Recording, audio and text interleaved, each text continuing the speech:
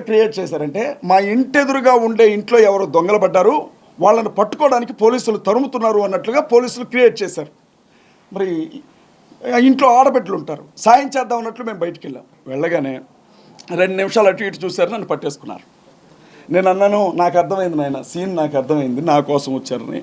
నేనేం పారిపోయేవాడిని కాదు. ఒక్క నిమిషం మీరు అవకాశం ఇస్తే నా భార్యకు ఒక మాట చెప్పి వస్తానన్నా కూడా నన్ను వదిలిపెట్టలేదు పోలీసులు. పోలీస్ డిపార్ట్మెంట్ వాళ్ళు వచ్చింది పోలీసులు అని మాకు ఎట్లా తెలుస్తుందండి? డ్రెస్లో ఉంటే వచ్చింది పోలీసులు అని చెప్తాం. లేదు, వచ్చిన వాళ్ళు అమ్మ నీ భర్తని ఫలానా పోలీస్ స్టేషన్లో కేసు నమోదైంది, అరెస్ట్ చేసి తీసుకెళ్తున్నాం, మీ లీగల్గా మీ లాయర్లకు చెప్పుకోండి అని చెబితే మా వాళ్ళు కంగారు పడరు. వచ్చిన వాళ్ళు కాశీదారాలు కట్టుకున్నారు, ఒక్కొక్కళ్ళు గడ్డాలు పెంచుకొని ఉన్నారు, బొట్లు పెట్టుకున్నారు. అప్పటికే నన్ను చంపుతాను అన్న బెదిరింపులు చాలా వస్తున్నాయి. మరి ఆ పరిస్థితుల్లో మహారాష్ట్ర వెహికల్ అది, నన్ను పోలీస్ స్టేషన్కి తీసుకెళ్తున్నారో తెలియదు, ఎక్కడికైనా ఎత్తుకెళ్తున్నారో తెలియదు, ఇంటికి ఏ విధమైన ఇన్ఫర్మేషన్ ఇవ్వలేదు, నన్ను తీసుకొని వచ్చారు. ఇక ఆ తర్వాత ఏం జరిగిందో మీ అందరికీ తెలుసు.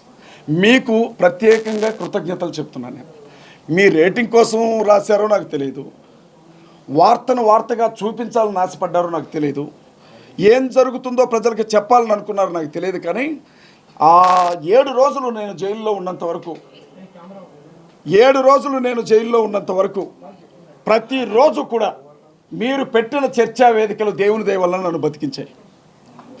మీడియా మిత్రులందరికీ కూడా, ఎస్పెషల్లీ డిజిటల్ మీడియా మిత్రులందరికీ కూడా కృతజ్ఞతలు తెలియజేస్తూ ఉన్నా. దానికోసం ఈ మీటింగ్ ఏర్పాటు చేశాను. మీరు చూడండి, నా జుట్టును చూడండి. ఎప్పటివరకు నేను ఎప్పుడు మీడియా ముందు మాట్లాడుతున్నా. జైలుకి తీసుకెళ్ళిన తర్వాత నేనేమి శిక్షపడ్డ ఖైదీని కాను, లేకపోతే నేనేమి ఉగ్రవాదిని కాను. ఎవరో ఒక అధికారి వాడి జుట్టు మొత్తం తీయమని చెప్పడం నేను విన్నాను పక్కన, అతని పేరు నాకు తెలియదు. ఇది నేను కటింగ్ చేయించుకున్నాను, ఇలా ఆ మిగిలిన కొంచాన్ని కటింగ్ చేయించుకొని కలర్ వేయించుకున్నాను. ఎంత దారుణంగా నన్ను అవమానించారంటే అక్కడ కొంచెం అక్కడ కొంచెం తీశారు. ఓకే పర్వాలేదు అనుకున్నాను, నిలబడ్డాను. నన్ను జైళ్ళ శాఖకి సంబంధించిన ఒక అధికారి నన్ను చూడడానికి వచ్చాడు, అతని పేరు నాకు తెలియదు. ఆఫీస్లో కూర్చొని ఖైదీలందరితో పాటు నన్ను పిలిపించారు. నేను వెళ్ళాను. వెళితే కాళ్ళకుండా చెప్పులు తీయించారు నాతో. ఎర్రటి ఎండలో నల్లరాతి బండ అది, ఆ బండ మీద నిలబెట్టారు 15 గంట సేపు. వచ్చిన వ్యక్తి ఏ కేసులో వచ్చావు అని అడిగాడు. సార్ కమ్యూనల్ ఇష్యూ అన్నాను. అక్కడ మొదలుపెట్టాడండి లానా కొడక అనుకుంటూ. నోటికి ఎన్ని మాటలు వస్తాయి అన్ని మాటలు తిట్టాడు. అతను క్రైస్తవులను తిట్టాడు, ముస్లింలను తిట్టాడు, అందరినీ తిట్టాడు. నేనేమంటున్నానంటే, మీకు ఆర్ఎస్ఎస్ భావజాలం అంతుంటే కాకి డ్రెస్ వదిలేసి కాషాయ బట్టలు కట్టుకొని తిరగండి. నేనే తప్పు చేయలే. నన్ను నోటుకొచ్చినట్లుగా నా తల్లిని కూడా తిట్టాడు అతను.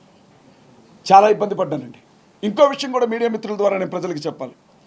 నన్ను అరెస్ట్ చేసి తీసుకొని వెళ్ళినప్పుడు నేను నైట్ డ్రెస్ నైట్ ప్యాంట్ మీద ఉన్నాను.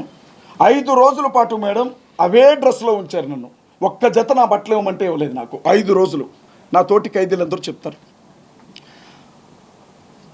కటింగ్ చేసిన తర్వాత ఒళ్ళంతా షర్ట్ గుచ్చుకుంటూ ఉంటే ఒక్క షర్ట్ తెచ్చుకుంటా సార్ అంటే ఊరుకోవాలా. నేనేం తప్పు చేశానండి? క్రైస్తవులు కూడా మనుషులే, బ్రతకనివ్వండి అని అడిగాను. ప్రవీణ్ పగడాల గారి మరణం వెనకున్న రహస్యాలేంటో బయటికి రావాలి అన్నాను. మీరు మమ్మల్ని తిడితే ఊరుకోము, మేము కూడా భారతీయులమే, మాకు హక్కులు ఉన్నాయని అడిగాను. ఇది నేను చేసిన తప్ప? ఇంత జరిగాక 5 రోజుల పాటు పోలీస్ కస్టడీకి కావాలని అడిగారు నన్ను పోలీసులు. నేనేం చేశానో నాకు ఇప్పటికి అర్థం కావట్లా. మీకేమన్నా అర్థం అయితే చెప్పండి. 5 రోజులు పోలీస్ కస్టడీకి అడిగారు నన్ను. ఏం చేద్దామని, చంపేద్దామని. ఎక్కడికక్కడ ఇంత ఈ ఎంటైర్ ఎపిసోడ్లో నేను బయటకు వచ్చాను అని అంటే ఆ జడ్జి గారికి నేను కృతజ్ఞతలు చెప్తా ఉన్నా. ఎందుకంటే ఆ తల్లి అడిగారు, పెట్టిన సెక్షన్లకి ఈ కేసుకి ఏమన్నా సంబంధం ఉందా అని. ఆవిడ పంపించారు. మా లాయర్లు ప్రశాంత్ గారు కావచ్చు, జ్యోతక్క కావచ్చు, ప్రశాంతక్క కావచ్చు, కిరణ్ గారు కావచ్చు, పట్టుబట్టి కొట్లాడి బయటికి పంపించారు. ఇక బయట అభి ఏం చేశాడో మీ అందరికీ తెలుసు. నేను లేను అన్న ఒక్క విషయమే, కానీ 24 గంటలు కూడా నా పనిలోనే ఉన్నాడు అభి. ఏం చేశారు, ఏం జరిగింది? పోలీస్ స్టేషన్ల దగ్గరికి జనం వచ్చారు. మీకు తెలుసా, అర్ధరాత్రి పూట 500-600 మంది తుకారం గేట్ దగ్గరికి వచ్చారు, ఉప్పల్ పోలీస్ స్టేషన్ దగ్గరికి వచ్చారు. స్టేషన్లు మార్చుకుంటూ నాకు అనిపించింది, ఓరి నాయన న్యాయం గురించి మాట్లాడితే ఎంత ఇబ్బంది పెడతారా అని అనిపించింది. నేను ఏడ్చేశాను కదా. ఎందుకు ఏడ్చానంటే నాకు 2 పిల్లలండి. 1.5 బాబు, నువ్వు చూసావుగా తల్లి, 5 సంవత్సరాల పాప. ఆ పిల్లలు నువ్వు వెళ్ళొద్దు డాడీ అని నా కాళ్ళు పట్టుకొని నా పెద్ద బిడ్డ ఏడుస్తుంటే నన్ను లాక్కుని వెళ్ళిపోయారు. అది వీళ్ళు స్టేషన్కి వచ్చి చెప్తే తట్టుకోలేకపోయాను. నేను ఎలా ఉన్నాను, శేషు సినిమాలో రాజశేఖర్ని కానీ చేస్తారే అలా చేశారు నన్ను. జనశాఖ అధికారులకి కృతజ్ఞతలు చెప్తా ఉన్నా. ఆల్రెడీ మా లీగల్ టీం కేసు వేసింది, వాళ్ళ మీద ఎంక్వైరీ జరుగుతుంది. ఖమ్మం కమిషనర్ గారి మీద, జైలు శాఖ డీజీ మీద హ్యూమన్ రైట్స్ కమిషన్లో కంప్లైంట్ ఫైల్ చేశారట ఎవరో మహానుభావులు. కృతజ్ఞతలు చెప్తా ఉన్నా. ఎంక్వైరీ జరుగుతూ ఉంది. బయటకు వచ్చాను, మళ్ళీ బెదిరింపులు. పోలీసులు ఏమంటారంటే, నేను జైలుకి వెళ్ళడానికి ముందు 5 మీద ఎఫ్ఐఆర్ ఫైల్ చేయించామండి మేము.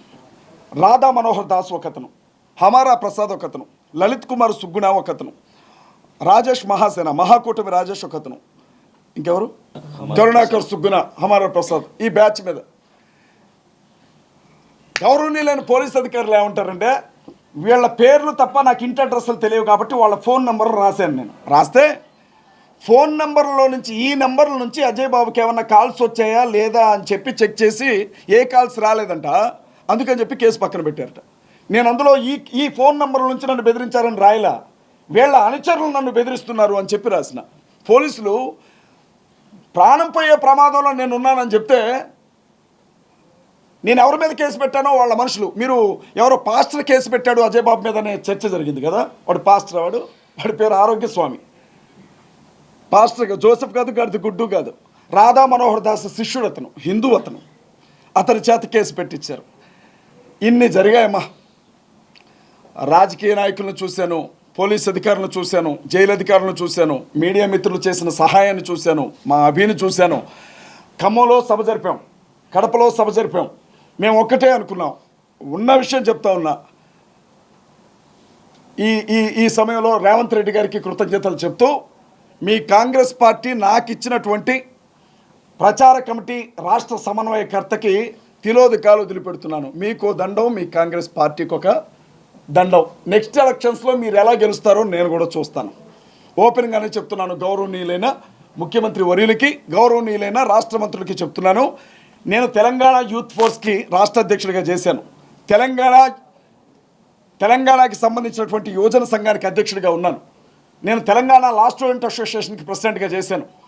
ఈరోజు CMDF అనే సంస్థకి అధ్యక్షుడిగా ఉన్నాను. క్రిస్టియన్ ముస్లిం దళిత్ డిఫెన్స్ ఫోర్స్ అనే సంస్థకి.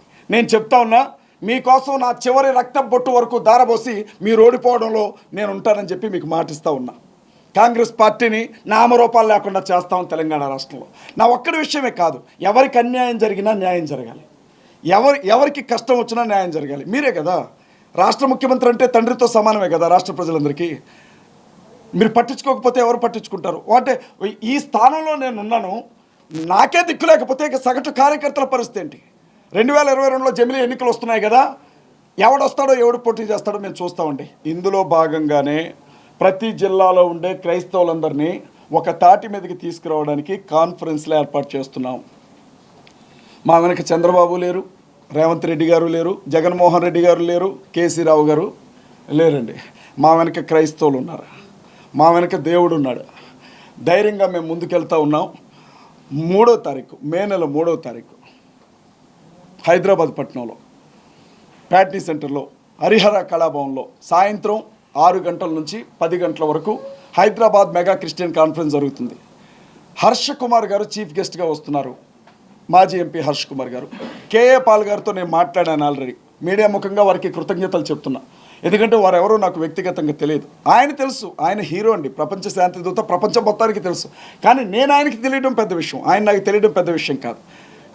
అజయ్ బాబుని అరెస్ట్ చేశారు, విడుదల చేయకపోతే 2 రోజుల్లో నేనే వస్తానని చెప్పారు. ఆయనకి ప్రత్యక్షంగా కృతజ్ఞతలు తెలియజేస్తా ఉన్నా. అందరూ ఆయన్ని పిచ్చోడన్నారు. వాస్తవంగా అండి, ఇక్కడ కూర్చొని ట్రంప్తో మాట్లాడగలిగిన మగాడైనా, ఇక్కడ కూర్చొని శాంతి చర్చలు చేయగలిగిన విశ్వగురు అని ఎవడికాడు చెప్పుకోవడం కాదు, జనం చెప్పాలా.